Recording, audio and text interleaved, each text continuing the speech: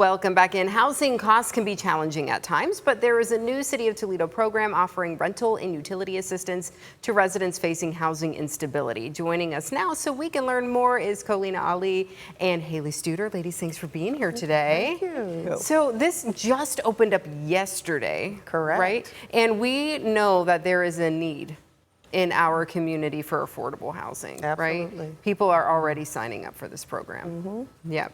Yes. And you say already signing up? Yes, in droves. Yes. So they can do so through the end of the week, but tell us what this program, what exactly it is. Okay, well, it's called Homeless to Home, H2H, as we do the abbreviation for it.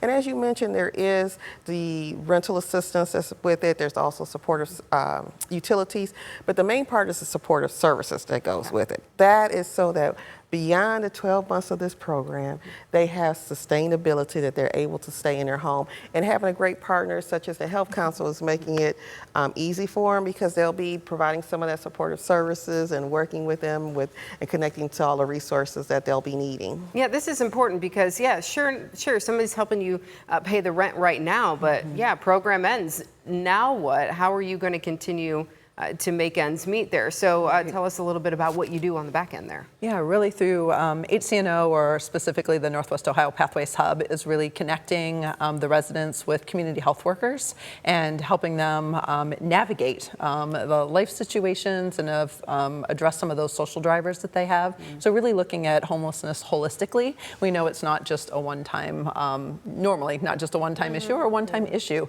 So how do we look at everything that's going into that and really making sure that we can address those issues and provide those supportive wraparound services, so that at the end of the time period, they're not just right back in the same situation that they were.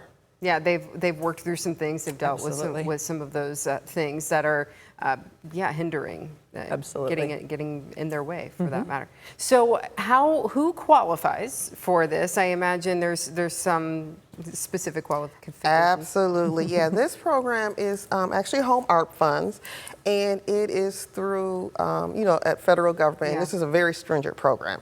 And they have what's called qualifying populations. And so there are 4 qualifying populations. The first one is those that are homeless or imminent risk of homelessness, and that is actually the preference that we have done, that's been approved through HUD. Okay. The next one is those that are fleeing, domestic violence, sexual assault, and those are type stalker type of situations.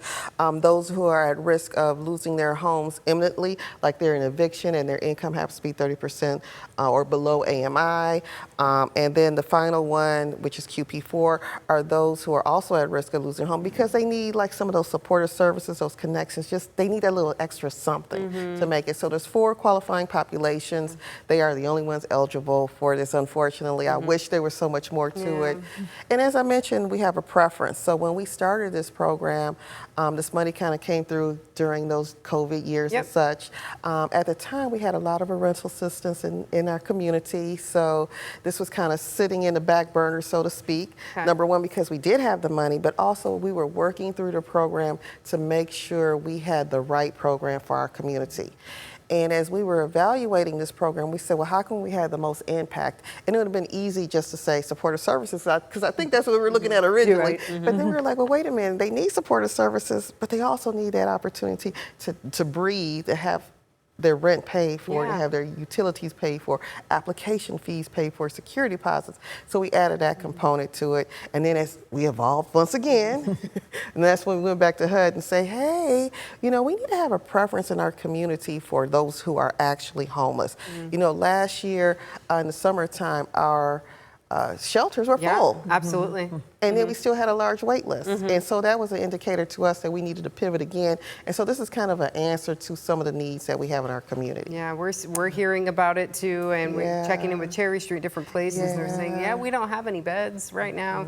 So definitely a need in the community. What do you think maybe some of those big underlying factors are? What do you think some of those challenges are for people? One thing is a lot of the residents that we've been working with may be on Social Security income or Social Security disability, and so they may be receiving a small amount on a monthly basis, but saving up for that security deposit, first month, last month rent, just getting any little bit of that nest egg to be able to get stabilized or to pay a deposit to turn utilities on, those types of things.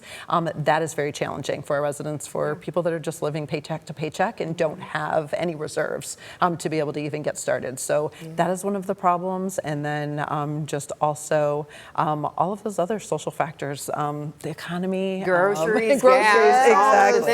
Everything is more expensive. Yeah. And so we're just finding people that are in these situations now, maybe that hadn't been in the past. And so being able to provide that assistance, and again, those holistic wraparound services of making sure that we're addressing everything. Yeah, so that at the end of it, they'll be on some firm, solid ground. Absolutely. All right, people, they want to apply. Okay, we've got a QR code, I believe. Go ahead and pull out your phone for that so that you can apply for this. You have until the end of the week, right? Yes. The 17th. So a few more days to be able to do that. And if you qualify, it could be a good assistance for folks out there. Ladies, thanks for being here today. Thank you for having us. Appreciate it. Yeah, absolutely. Yes, thank